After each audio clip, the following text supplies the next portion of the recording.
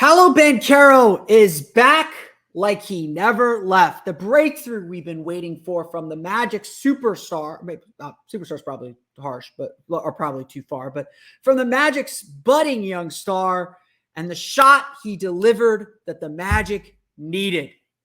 That's some star stuff right there. Let's get to it on today's episode of Locked On Magic. You are Locked On Magic, your daily Orlando Magic podcast.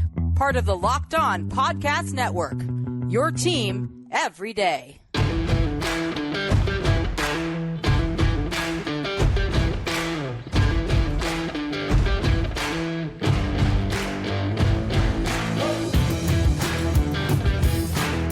And you are indeed Locked On Magic. Today is November 3rd, 2023. My name is Philip Rossman-Reich. I'm the expert and site editor over at OrlandoMagicDaily.com. Of course, follow me on Twitter at PhilipRR_OMD.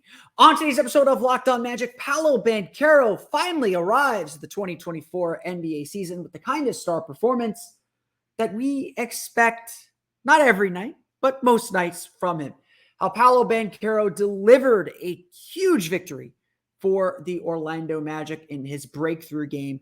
Plus, we'll talk about the defense, how it stood tall in a big test in Salt Lake City, and the injuries that popped up in this game. We got three of them to talk about, one very, very serious. We'll get to all that coming up here in just a moment. First, we want to thank you again for making Locked On Magic part of your day every day, no matter when you listen to us, whether it's first thing in the morning, whether it's right when we upload. We truly appreciate you making Locked On Magic part of your day every day. Remember, there's a great Locked On podcast covering every single team in the NBA. Just search for Locked On and the team you're looking for. Locked On Podcast Network. It's your team every day. Today's episode is brought to you by our friends at PrizePicks, the easiest and most exciting way to play daily fantasy sports. Go to prizepicks.com/LockedOnNBA and use code all lowercase LockedOnNBA for a deposit match of up to $100. Don't forget, the Orlando Magic will play the Los Angeles Lakers on Saturday night at 7 p.m. Eastern Time. So catch every play of the Orlando Magic's hometown broadcast with SiriusXM on the SXM app. Search Orlando Magic, or search just Magic actually, to find them on SiriusXM. We've been waiting for this. Just go getting around it. This is the game we expect Paolo Banchero to have. 30 points, 9 rebounds, 5 assists, 8 for 13 shooting, 11 for 15 from the line. This is the Paolo Banchero we expected. Why we didn't see it for the first 4 games, who knows? But this is Paolo Banchero.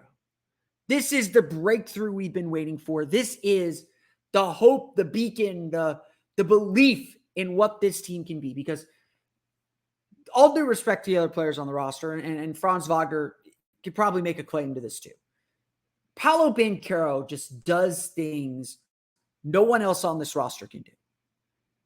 With the Orlando Magic trailing by 1 after giving up the lead, a lead that they held since the second quarter, a lead that they had to fight back to get and maintain and hold, and we'll talk about some of the issues coming up here in a minute. With the Magic trailing by 1 and the Delta Center crowd going nuts for Utah Jazz team that is very good, Paolo Banchero had the calm and poise to know exactly what he needed to do. He had the calm and poise to know what his team needed. And even though Utah knew what was coming, Orlando knew what was coming, I knew what was coming, you knew it was coming, he delivered. Paolo Banchero, and obviously tonight there was a superstar performance down in Phoenix too, but Paolo Banchero is a physical specimen. His ability to draw contact, force contact, still be balanced and score is second to none, and will continue to get better, by the way. And so with 19 seconds left, he made the kind of quick decision that he's been struggling with all year. And tonight, or this game against Utah, was the first time all season where Paolo just said, I'm just going to go for it. He was aggressive from the opening tip and did not play with any shred of doubt. Any shred of, for the most part, any shred of hesitation. Yes, he was still about his teammates and he still worked to get his teammates involved. But this was his moment and no one else's. That's what a star player does. That's who star players are. They put that responsibility on themselves, and the team wants them to take that responsibility. So facing a 1-point deficit with 19 seconds left, Banchero got the ball and quickly drove right into John Collins' chest. The play, as Paolo said after the game, was designed for him to get middle. He knew that John Collins would be sitting on his right hand, so he showed that right, got him to go that way, countered to his left, flipped it in, and just 9 seconds later, the Delta Center crowd was quiet, was stunned into silence. That's star stuff right there.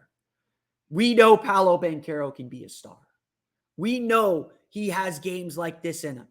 And for the first time this season, Paolo Banchero looked like the Rookie of the Year Paolo Banchero. Not the one who seemed a bit unsure of himself, who seemed to be cautious, seemed to be playing a bit slower. The end of this game was the star making stuff. But Banchero was this drumbeat all game long. And for the most part, and I know he made 6 turnovers, for the most part, he made good decisions. He made, more importantly than good decisions for where he's at, he made quick decisions. He was aggressive from the jump. He was not going to be denied. And in a game where, a getaway game for the Magic, where the Magic are at the end of a long road trip, need a win to salvage a 2-2 road trip, which is a huge victory for this team. Like, let's not, as much as we're disappointed by the 2 games in Los Angeles, we all believed a 2-2 road trip would be a success. Let's not lose sight of that. This team did its job on the road. Now they get to come home and take care of their business at the Amway Center.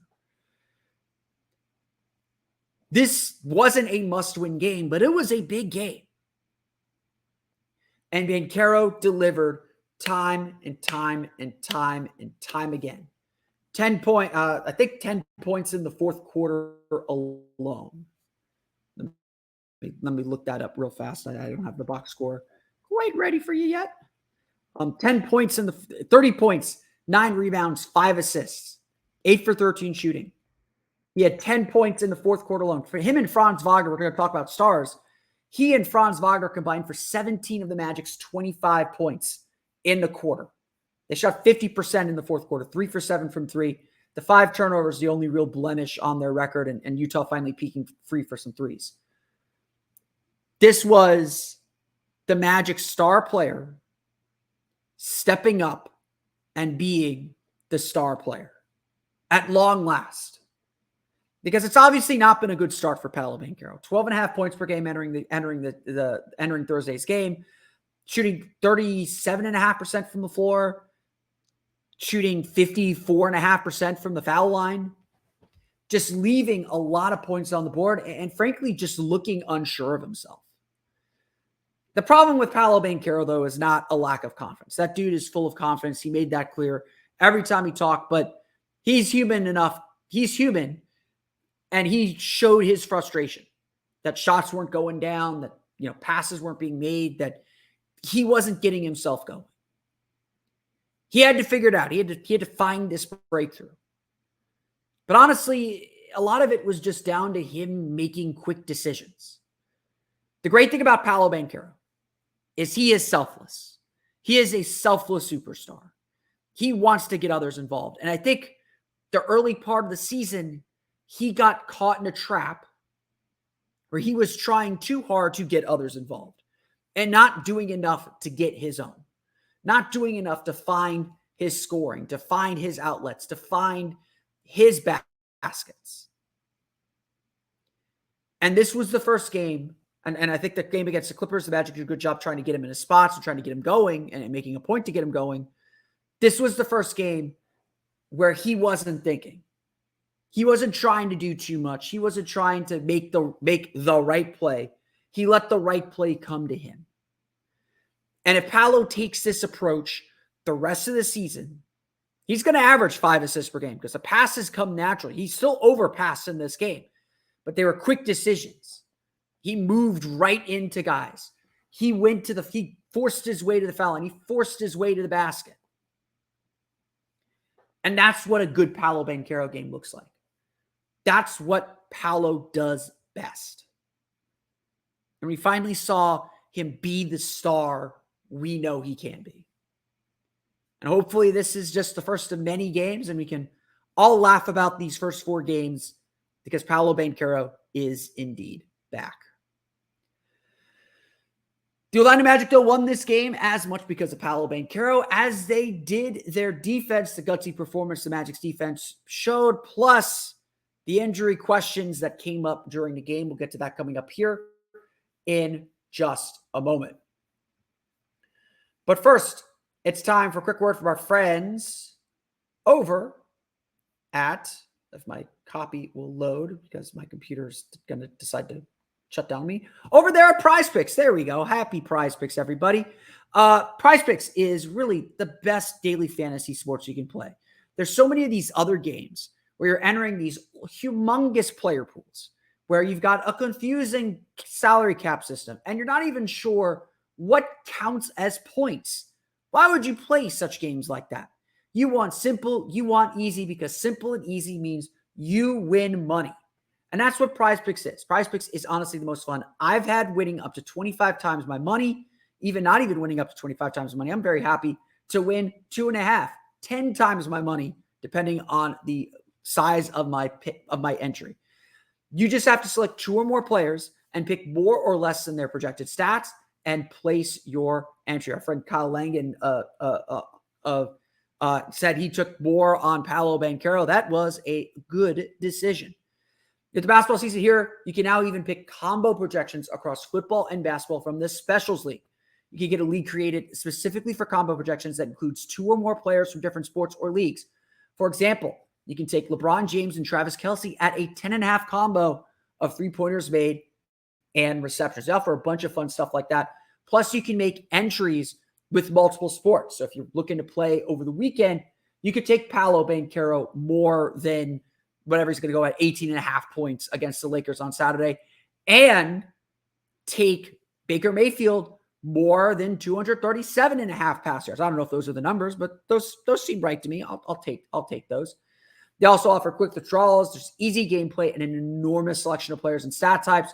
You will find an entry for you. And guess what? The best part is you're going to win a lot. I know I win a lot when I play PrizePicks. I don't always win the big prize, but I do win. I am up on my PrizePicks. So definitely a fun way to play daily fantasy. I love playing PrizePicks whenever I get the chance.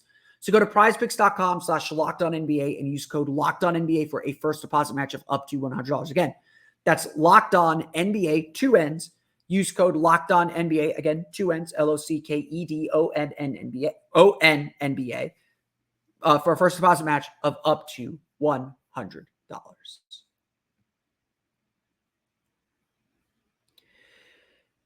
The Utah Jazz, I think we talked about it a little bit yesterday. The Utah Jazz presented a really difficult challenge for the Orlando Magic. I think there's no doubt about that. They are a team that presents a lot of size. They are able to block shots as Walker Kessler did. They hit threes at a pretty good rate. This was going to be a huge test for the Magic's defense. And while, yes, there was a lot of shaky play at the end of the game, giving up 2 critical 3-pointers to Lauri Markkanen, back-to-back 3-pointers to Lauri Markkanen that helped the Jazz take that lead and set up the heroics for Paolo Banchero that we talked about earlier. The Magic's defense, though, played really, really well. Outside of the first quarter, when I thought they were not nearly as disruptive as they needed to be, they gave up 34 points. The Magic held a really good Utah team under 30 points in the next 3 quarters. They held the Jazz to just 33 3-point field goal attempts and only 12 for 33 shooting from 3. Again, 2 of those threes coming at the very, very end when they got a little bit loose and a little bit tired. They forced 20 turnovers for 20 points. That could have been a little bit better. They got 18 fast break points on 8 for 12 shooting. Just some really good stuff from the Orlando Magic overall. They tied into paint 56-56, so they were able to kind of hold their own. That's always, points in the paint are always a big stat for me. But this is that was actually a weakness for the Magic because they're usually much better defending the paint.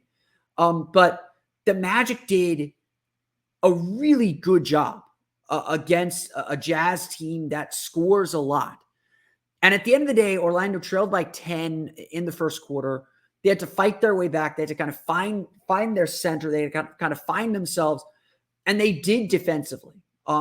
Defense is going to lead this team. As great as Paolo Banchero is, and he's great, this team is a defensive team. And credit to Paolo Banchero, he plays some really good defense. He's a much better defender now than certainly he was last year. This Magic defense is legit. It's real. I think if we have one lesson that we can learn, and you can listen to Locked On Jazz. I know David Locke talked about it on his postcast that the Magic's defense was really difficult for the Jazz to solve. This Magic team can test shots. They get a ton of deflections. They're really disruptive. Honestly, Utah's best offense for most of the game was the Magic getting a deflection and not being able to recover the deflection and being out of position trying to recover it. That's going to be part of the trade-off for the Magic. You're going to have to take some of that frustration with this team, but they just swarm you. They're just so big. They're really bought in, and really only fatigue at the end of the game was really the only thing that derailed the Magic.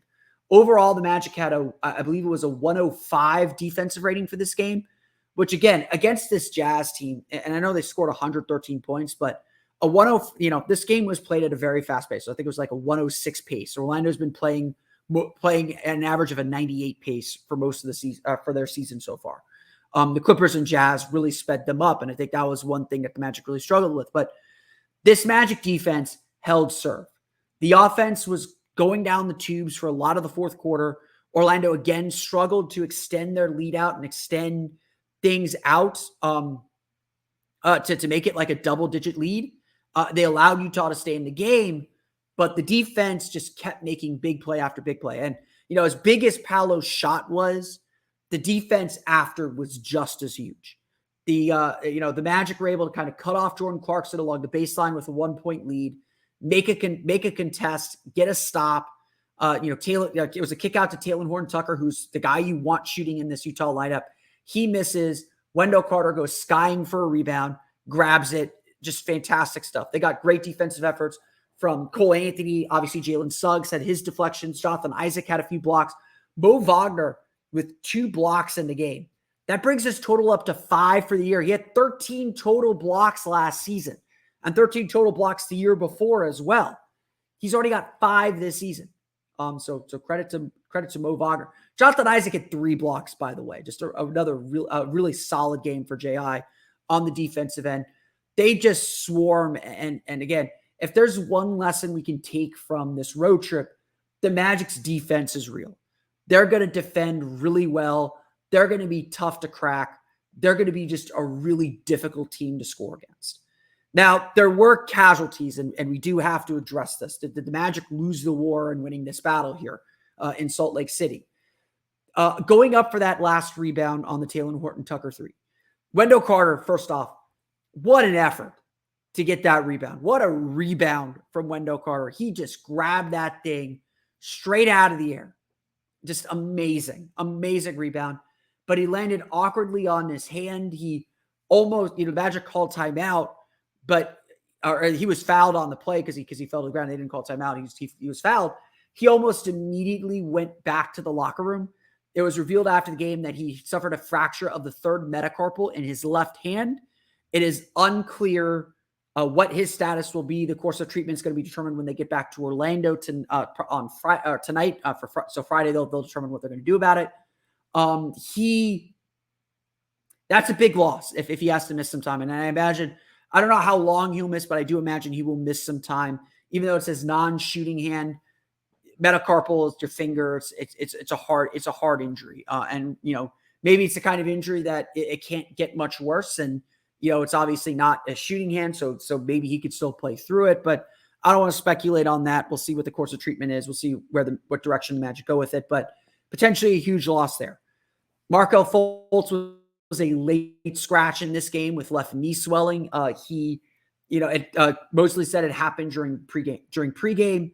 So it was a very, very late scratch with him. Not really clear what his timetable will be. Maybe the swelling goes down and he's fine for Saturday, but certainly a loss there. And then Gary Harris left the game. Gary Harris started for Markelle Fultz. He left the game after 14 and a half minutes in the first half. He left the game with a sprained right groin. So he, who knows about him as well. So a trio of injuries for the Orlando Magic. They've been blessed with some really good health through training camp through the early part of the season, but now they're going to have to deal with some injuries and try and shuffle the deck a little bit, make sure that they stay on this level, especially on this level defensively, because Wendell's such an important part of the defense. You could say what you want a little bit about his rebounding and about some other things. The dude does defend really, really well. He's tough to score against when he gets position. And so it's something that the Magic will have to kind of find a way. And you always have to find a way. That's just kind of the deal. Those injury questions will loom, but we'll save those for later in the week. When we come back, we will go through the final box score, name our sponsor, TBD player of the day. We'll get to that coming up here in just a moment. But first, a quick word from our friends over at FanDuel. Score early this NFL season with FanDuel, America's #1 sportsbook. Right now, new customers get $150 in bonus bets with any winning $5 moneyline bet. That's $150 if your team wins. If you've been thinking about joining FanDuel, there's no better time to get in on the action. The app is so easy to use. There's a wide range of betting options, including spreads, player props, over-unders, and more. In case you are wondering, the Orlando Magic are 4-1 against the spread this year. They're favored when I published, Magic were -1 against Utah, took care of business there. Their only loss against the spread was the loss to the Clippers. They were, I think, 6.5-point dogs in that game. So the Magic looking like a team that the Sharps don't quite have measured up yet. Something to consider. So visit FanDuel.com/lockedon and kick off the NFL and NBA season right. FanDuel is an official partner of the NFL. All right, as we always do, let's go through the final box score. I'll put up the big screen here as you could look at some of the stats. The Orlando Magic defeat the Utah Jazz 115-113. Like I said, just a fantastic defensive effort from the Magic. I really want to highlight the free throws. Orlando did such a good job getting to the line. This is their great equalizer. They may not be able to make as many threes as their opponents. They may have some shortcomings offensively. If they are getting to the line, and 36 free throws is insane. They had 19 free throws in the first half. They really took it to Utah. And Utah is not a strong defensive team, but they sought contact. They played through it. They got Utah in some compromising positions. They did just a fantastic job. And that's the thing that keeps this offense alive and keeps this thing going. The Magic have to be a high free throw team. Again, that's a big deal. The other part of this, the Magic the game was played at a pace of about 106 possessions per 48 minutes. That's probably a little fast for the Magic. And I thought there are times throughout the game where Orlando was letting Utah dictate the pace, where Orlando was letting Utah get them up and down and get them making these kind of quick decisions in transition. And look, the Magic should not shy away from transition opportunities. They did fine in it in this game, statistically at least. The Magic should not shy away from those opportunities. If they're there, take them. But I think one thing we're learning about this team is that they are very comfortable playing at a glacial pace. They want to limit possessions, because if you limit possessions, that means the defense gets, scoring on the Magic's defense becomes even more difficult because you have fewer opportunities to break them. And the Magic's defense is very, very, very good. So like I said, I think that the Magic will benefit from playing at a slower pace or fewer possessions, not slower pace. They should play fast, but playing with fewer possessions, I think, is the way. And so I think Utah was able to dictate the pace. And that's a big reason why this game, again, Orlando adapted well. I don't want to say that Orlando can't play at a faster pace or play at a higher possession pace, but the Magic definitely made some mistakes. They had 17 turnovers for 20 Utah points. They definitely made some mistakes because they're just going a little too fast. Just something to consider, something to think about, something to watch. We're still early in the season, just 5 games in as we get going through here. Let's obviously name our sponsor TBD player of the game. You know who it is. Like, do I even need to say it? I've already said his stats: 30 points, 9 rebounds, 5 assists, 9 for 13 shooting, 1 for 2 from deep, 11 for 15 from the foul line, 9 rebounds, 5 assists, 3 steals, 2 blocks. Just Paolo filled up the stat sheet. This was his game. I know he had 6 turnovers, did get a little loose with the ball sometimes, did take maybe 1 or 2 bad shots, took a bad shot certainly late in the game when the Magic really needed a basket. But when Orlando needed baskets, they went to Paolo. He delivered for the most part, and obviously he delivered the most important basket of the game. Just a really, really, really good effort from Paolo. Can't just give our flowers to Paolo, though. This was the first game, too, where the Magic had both Paolo and Franz working at a high level. Franz Wagner, 21 points, 9 for 21 shooting, 2 for 5 from deep, 4 rebounds, 5 assists, 4 steals for Franz Wagner. Again, just everyone's super active defensively. I got to say that again. Paolo's not considered a great defender.